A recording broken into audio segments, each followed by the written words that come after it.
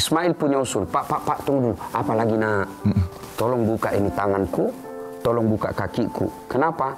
Kalau diikat, nanti Allah katakan saya tidak ikhlas. Oke. Maka begitu mau disembelih, seluruh makhluk memujinya, termasuk pada malaikat. Malaikat berkata, Allahu Akbar, Allahu Akbar, Allahu Akbar.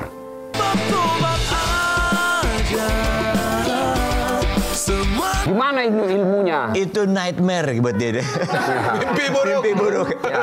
Jadi ilmunya emang anggapan dia tuh kan rocker tuh bego lah pasti ya kan. Kalau nggak narkoba dan sebagainya. Iya. Saya juga nggak bisa bilang enggak karena ya itu anggapan orang. Tapi kan saya juga kuliah di UI, Pak. Wih. Iya. Jadi aku berusaha cari momen-momen pada saat bapaknya tuh bisa diajak ngomong, dia menghindar terus. Oke. Dikirim anjing lah, dia itu apa? Dikerja. Wah, saya nggak ada matinya lah pokoknya untuk itu ya. Ya akhirnya sampai pada satu kondisi dia bertatapan sama saya dan dia ngomong, jadi saya paksa untuk bisa ngomong. Coba kita bicaralah gitu loh. Memang kemasan saya seperti ini, tapi bicara saya ayo gitulah. Dan saya benar-benar bertanggung jawab gitu untuk kedepannya. Saya juga benar-benar punya kesiapan dan planning yang tinggi walaupun ya kan nggak kelihatan seperti itu karena pakai baju sobek-sobek kayak gitu, rok kaos kutung gitu kan. Tapi jangan salah, kuliahnya di UI. Nggak tahu, Ebel juga itu sih di UI. Apa UI? Universitas Insya Allah. Jadi akhirnya Klopp pada saat ngomong gitu dia mulai punya persepsi yang berbeda lah. Wah ini ngancur-ngancur amat lah. Oke, ini aku mau balik tanya ke Pak Ustadz. Ya. Demokrasi dalam keluarga Islam itu seperti apa? Apakah dengan menggunakan prinsip huriyah atau kebebasan mengutarakan pendapat? Nah, huriyah itu artinya diberikan kebebasan untuk berpendapat, kebebasan untuk berpendapat ya. Nah, Pras mungkin pernah dengar kisahnya Ibrahim alaihissalam dengan anaknya Ismail alaihissalam. Tahu yang mau kan? Jadi Ismail alaihissalam waktu itu bahasa Qur'annya sudah pandai membantu orang tua. Oke. Jadi kira-kira maka ulama menafsirkan 13-14 tahun umurnya waktu itu. Lalu Ibrahim alaihissalam diperintah oleh Allah, diingatkan karena waktu Ibrahim belum punya anak, dia sembelih kambing banyak betul, kerbau, sapi banyak betul, seluruh makhluk termasuk malaikat memuji. Kata Ibrahim, kata malaikat, luar biasa, kata manusia luar biasa kau Ibrahim. Berapa ratus ekor kau sembelih, berapa ribu onta kau sembelih. Apa kata Ibrahim? Biasa bos, kalau bahasa kita, kecil ini. Ini binatang. Kalau di Makassar binatang jing. Binatang jing. Jangankan binatang, anakku saja saya potong kalau ada. Pada waktu itu tidak ada anaknya. Ternyata ucapan Ibrahim itu dianggap sumpah nasar oleh Allah.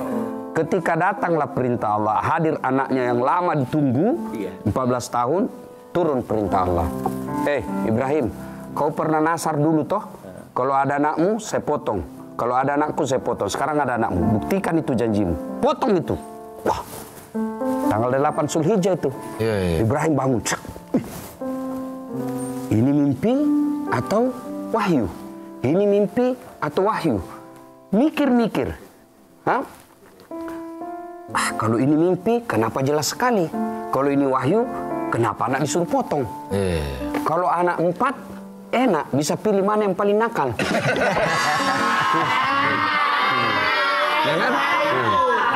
Maka tanggal 8 Zulhijjah itu disebut hari Tarwiyah atau hari berpikir-pikir. Ya, tanggal 9 mimpi lagi, Ibrahim bayar utangmu. Tanggal 9 malam mimpi lagi, Ibrahim bangun. Wah, ini bukan mimpi, ini wahyu.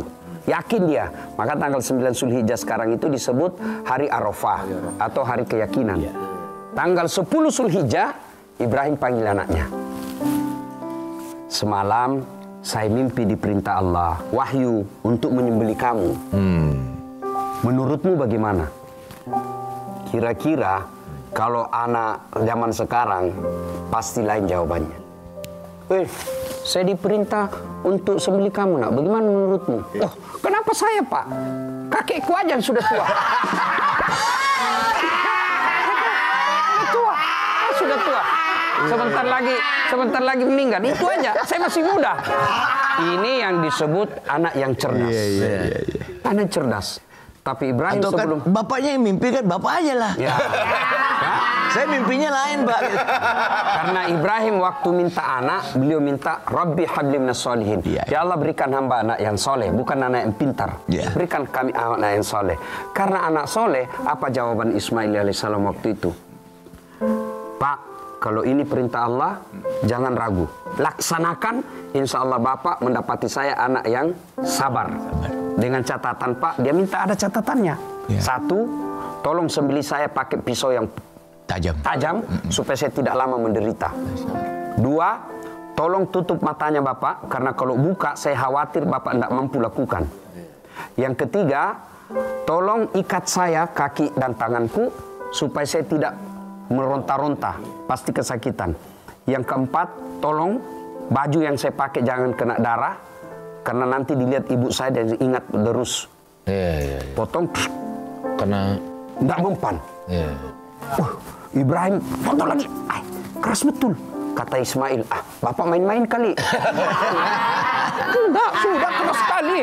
Akhirnya Ibrahim alaihissalam dihantamkan pedangnya ke batu. Satu kali, hancur.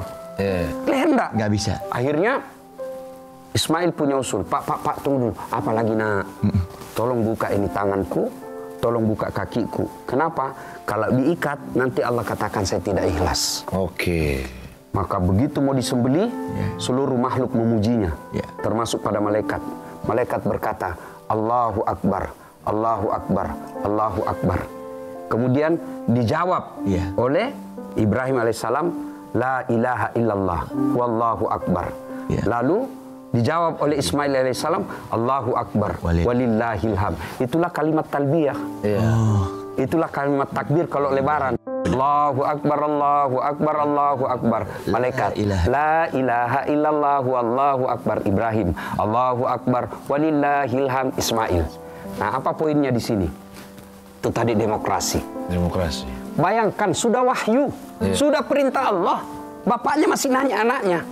Menurutmu bagaimana, nak? Itu pendidikan demokrasi dalam keluarga. Kalau Ibrahim otoriter, kau setuju atau tidak potong?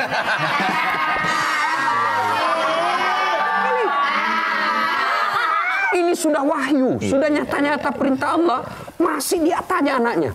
Orang tua sekarang otoriter. Dia yang gagal jadi dokter, anaknya dipaksa jadi dokter.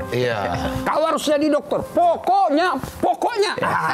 Jadi diktator jadinya. Akhirnya anaknya tidak bisa pilih apa-apa. Ini orang tua yang baik. Dia harus lihat anaknya, terapkan demokrasi. Oh, dari kecil dia senang pakai obeng, tang. Oh, ini tong, bengkel, insinyur.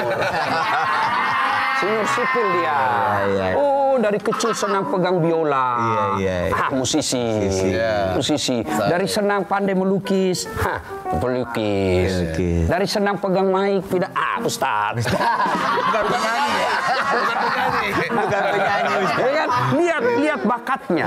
Lihat bakatnya. Kadangkala anak kemudian dipaksa, akhirnya gagal. You understand? Yes, thank you very much. Pras, tapi bagaimanapun dalam rumah tangga itu zaman boleh berganti, waktu boleh berjalan, tapi moral dan etika adab tidak boleh bergeser. Itu yang harus dididik ke anak-anak kita. Anak-anak sekarang tidak perlu dicemaskan soal kecerdasannya. Anak-anak kita cerdas sekarang. Benar. Saya saja kalau mau balas WhatsApp sudah 2 pegang tangan ini masih salah ketik. Mereka naik motor bisa ngetik naik motor. Wah, cerdas betul anak-anak kita. Benar. Satu aja kurangnya. Satu aja kurangnya anak sekarang. Kurang aja.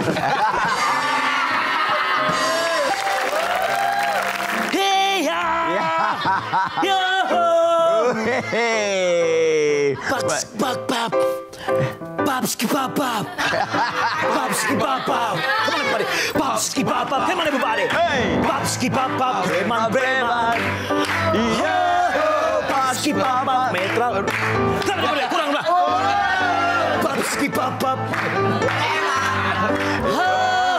Babski Bop. Preman. Saya itu doang hafal, Pak. Paks Papa preman. Wah, ini keren nih. Yeah, Paks Papa Metropolitan. Yeah, Paks Papa preman.